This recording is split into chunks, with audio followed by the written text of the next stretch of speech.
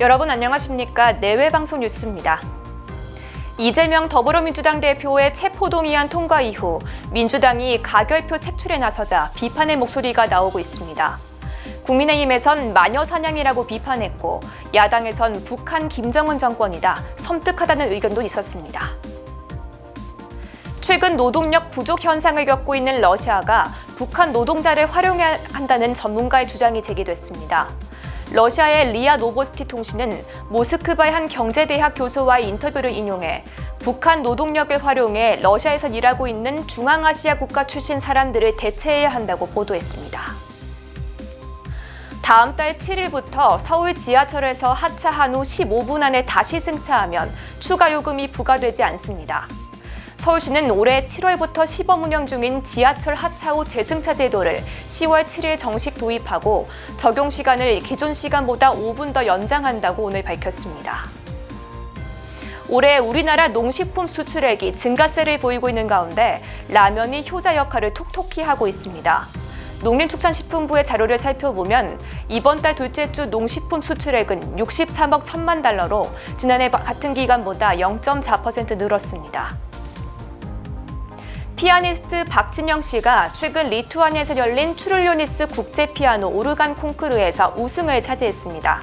금호 문화재단에 따르면 박진영 씨의 이번 우승은 한국인 최초입니다. 김기현 국민의힘 대표가 오늘 열린 최고위원회의에서 지난 4일간 민주당이 보여준 행태는 참담하다고 밝혔습니다. 얼마 전 이재명 더불어민주당 대표의 체포동의안이 통과된 이후 민주당 내에서 가결표 색출이 일어나자 소름 끼치는 마녀사냥이 벌어진다며 민생까지 방탄의 볼모로 잡아서는 안 된다고 지적했습니다. 야당에서도 민주당의 가결 색출에 비판의 목소리를 냈습니다.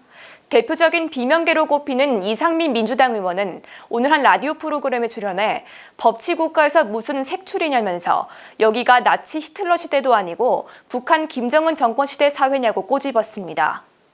이정미 정의당 대표도 이제는 살인 예고 같은 섬뜩한 말들이 쏟아지고 있다며 오히려 일부 강성 지지층의 일탈 행위에 기름을 붓고 있다고 주장했습니다. 최근 김정은 북한 국무위원장이 블라디미르 푸틴 러시아 대통령과 진행한 정상회담에서 북한 노동자를 러시아에 파견하자는 문제가 논의됐을 거라는 전문가의 주장이 나왔습니다. 러시아의 리아 노보스티 통신은 모스크바 경제대학의 일야스 자리포프 교수와의 인터뷰를 인용해 북한 노동력을 활용해 러시아에서 일하는 중앙아시아 국가 출신 사람들을 대체해야 한다고 보도했습니다. 자리포프 교수는 건설업과 농업, 제조업을 인력 대체 유망 분야로 꼽았습니다.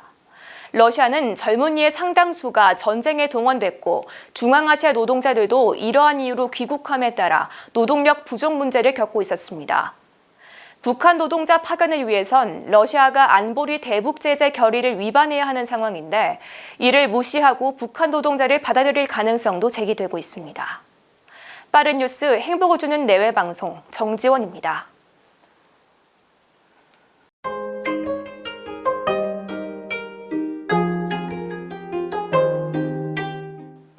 오랜만에 보고 싶은 얼굴들과 한자리에 모인 추석. 이것도 좋고 저것도 좋은데 어떤 걸 선택할지 도저히 정하지 못했다면? 내외방송 아나운서들의 정차 토크에 들려주세요.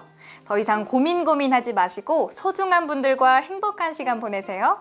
9월 28일 오후 6시 내외방송 유튜브 채널에서 만나요. 채널 정차!